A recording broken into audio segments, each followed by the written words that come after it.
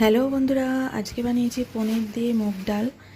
তো দেখো কেমন করে বানিয়েছি। কড়াইতে একটু সর্ষের তেল নিয়ে নিয়েছি, তাতে আমি ফোড়ন দেবো কাঁচা লঙ্কা, শুকনো লঙ্কা, গোটা জিরে আর তেজপাতা।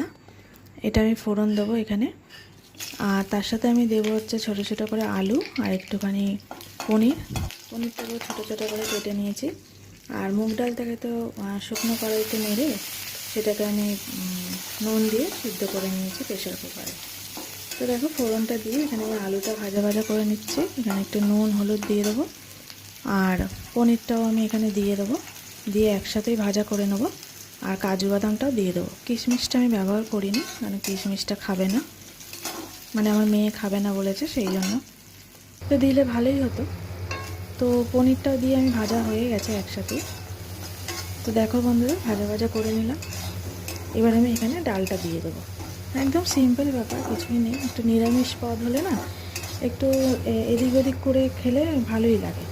সবসময় তো একরকম ডাল হয়, তাই না? আমরা তো নানান রকম সবজি ডালও তো বানাই, তো সেগুলো কিন্তু একটু নানান রকম করলে ভালোই লাগে। তো দেখো ভাজা ভাজা হয়ে গেছে। এবার আমি এখানে ডালটা দিয়ে দেবো।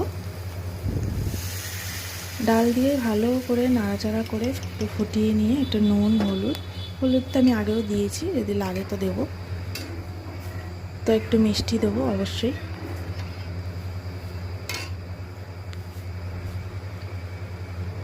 তো দেখো একটু মিষ্টি দিয়ে দিলাম। আর এবার একটু ভালো করে ফুটিয়ে নাড়িয়ে চাড়িয়ে নামিয়ে দেবো। এখানে তুমি ফুলকপি দিতে পারো, গাজর দিতে পারো, বিনসও দিতে পারো।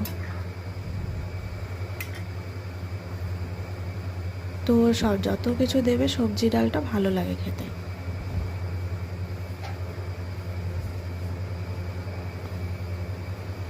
তো দেখো নামানোর আগে আমি একটু ধনেপাতা দিয়ে দিলাম, দিয়ে এবার আমি নামিয়ে দেবো ডালটা। তো কেমন লাগছে বন্ধুরা, তোমাদের কি ভালো লাগছে আমার ভিডিও? তো একটু তো তোমরা লাইক কমেন্ট করতে পারো, একটা শেয়ার করতে পারো বন্ধুরা। তো দেখো আমি নামিয়ে দিলাম। তো পনিরের ডাল আমার রেডি। তো নিরামিষের দিনে এরকম ডালটা একটু অন্যরকম করলে খাওয়াটা কিন্তু খারাপ হবে না।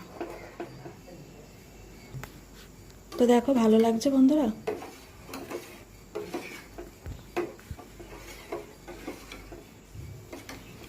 তো সবাইকে অনেক অনেক ধন্যবাদ আমার ভিডিওটা এতক্ষণ ধরে দেখার জন্য। তো সবাই ভালো থেকো, আজকের দিনটা সবাই ভালো করে কাটাও। আর আমার ভিডিও ভালো লাগলে একটা লাইক, একটা কমেন্ট, একটা শেয়ার করে দিও বন্ধুরা।